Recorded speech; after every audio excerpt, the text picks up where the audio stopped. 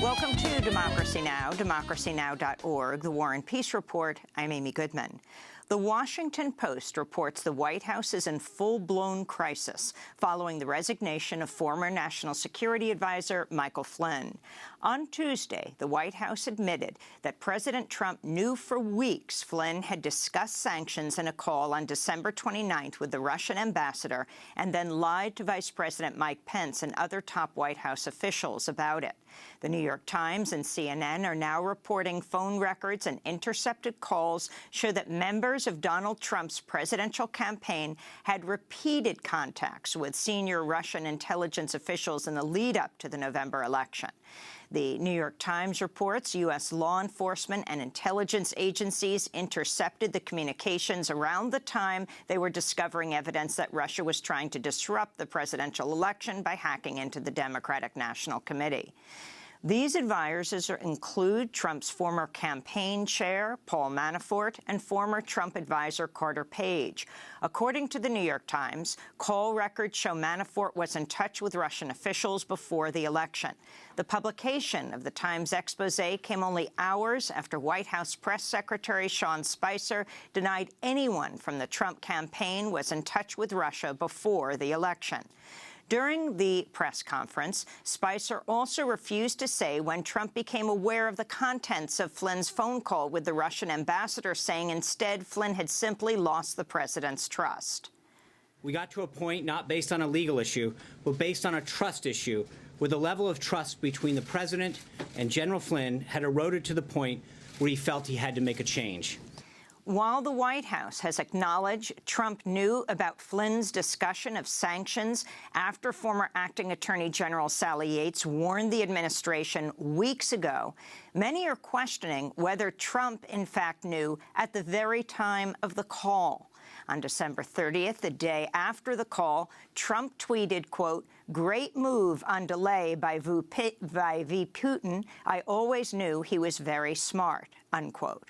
On Tuesday morning, President Trump initially responded to Michael Flynn's resignation by tweeting, quote, "The real story here is why are there so many illegal leaks coming out of Washington? Will these leaks be happening as I deal on North Korea, etc.?" question mark.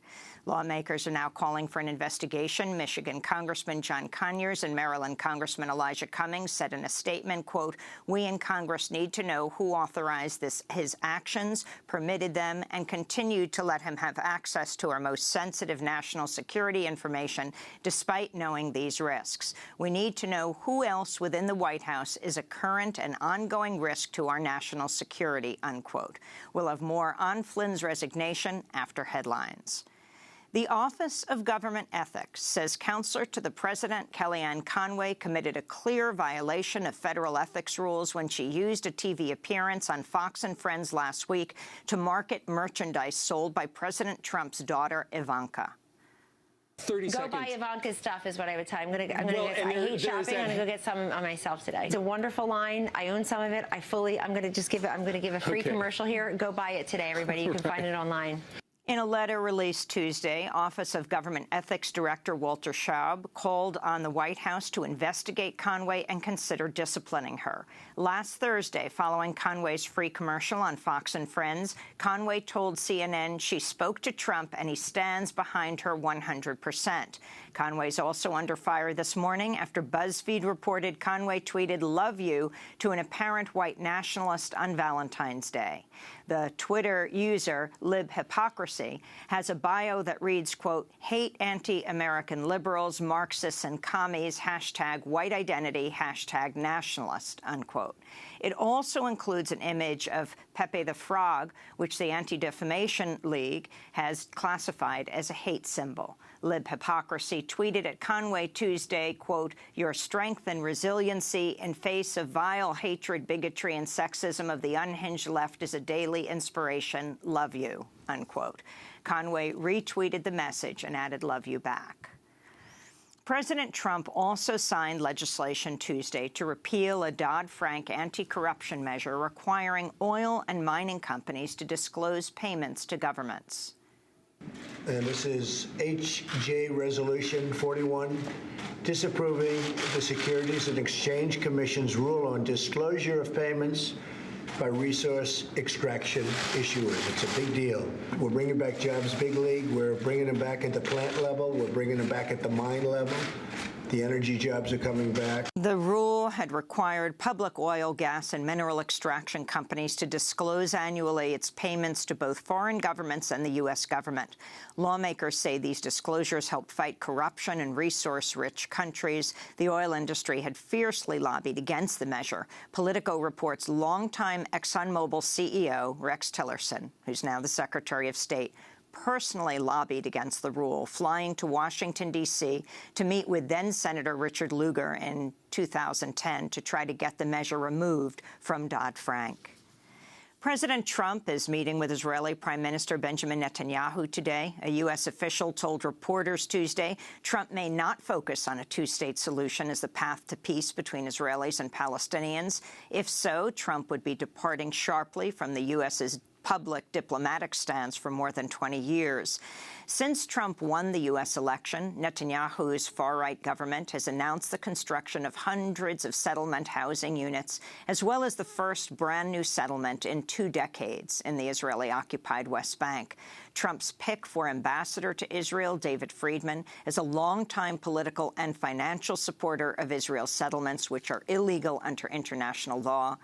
Prime Minister Netanyahu is a close friend of the Kushner family, Jared Kushner, an advisor to President Trump, and also his son-in-law. In Washington state, lawyers are suing the federal government over the arrest and detention of Daniel Ramirez Medina, who was arrested Friday by agents with Immigration and Customs Enforcement, or ICE, even though the 23-year-old has permission to live and work in the United States under President Obama's DACA program, that's Deferred Action for Childhood Arrivals. His lawyers have called his detention unprecedented and unjustified. Ramirez was arrested when ICE agents came to his father's home and detained both men on Friday. Ramirez has been living in the United States since he was 7 years old. His family is originally from Mexico. He's now being imprisoned at Tacoma's Northwest Detention Center. Advocates say his detention may be the first of a DACA recipient since Trump took office. It came amidst a wave of ICE raids nationwide last week in which more than 600 people were arrested and detained. In California, authorities have lifted a mandatory evacuation order, allowing tens of thousands of residents near the Oroville Dam to return to their homes. Nearly 200,000 residents living near the nation's tallest dam were forced to evacuate over the weekend after erosion caused a hole to open up in the dam's emergency spillway, threatening to unleash a 30-foot wall of water onto nearby towns.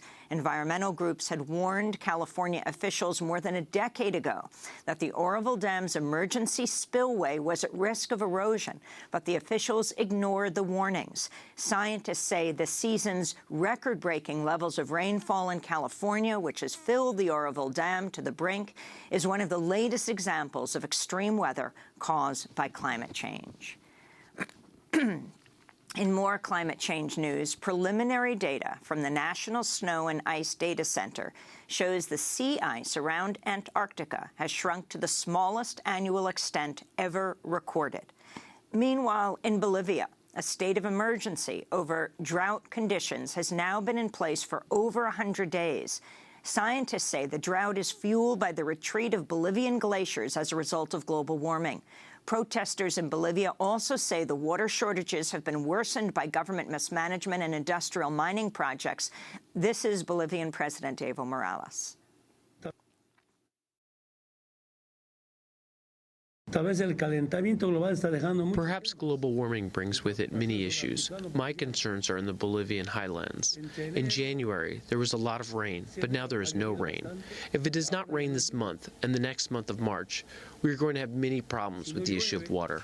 Russia's foreign ministry says Russia will not relinquish control of Crimea, despite calls from the White House that Russia return the territory to Ukraine. On Wednesday, a Russian spokesperson said, quote, "We don't give back our own territory," unquote. Russia illegally annexed Crimea in 2014, prompting the U.S. and the European Union to impose sanctions. Russia's announcement comes as the U.S. is embroiled in the political scandal of former National Security Advisor Michael Flynn's resignation. After revelations, he discussed separate sanctions imposed against Russia with the Russian ambassador in late December and then lied about the phone call. Human Rights Watch says the Syrian government repeatedly and systematically deployed the chemical weapon chlorine gas against residents in Aleppo during the final weeks of a siege and battle to retake the city from anti-government rebels late last year. The report released Monday accuses Syrian military helicopters of dropping chlorine gas canisters on residential neighborhoods at least 8 times. Last week, Amnesty International published a shocking report accusing the Assad government of engaging in a deliberate policy of extermination by hanging thousands of civilians at the Saraya prison near Damascus. In China, mass protests have erupted against the proposed construction of a $6.7 billion aluminum plant in a city near the Siberian border. On Tuesday, thousands of people poured into the streets of Daqing for a third straight day of protests against the plant over concerns of pollution. Protesters say there are already 2 chemical plants in the city which they say have caused high levels of pollution. In the Dominican Republic, 2 radio journalists were shot dead Tuesday morning after gunmen opened fire in the middle of a broadcast on Facebook Live. Radio host Luis Manuel Medina of the program Hot Millennium was killed, and producer and director Leo Martinez at the station in San Pedro de Macorís in the middle of the live broadcast, during which one can hear the sound of a gunshot and then the words "Pito, pito," or shots, shots, before the video cuts out. And in more journalism news, back in the United States, the Wall Street Journal is facing accusations of being too favorable in its coverage of President Trump.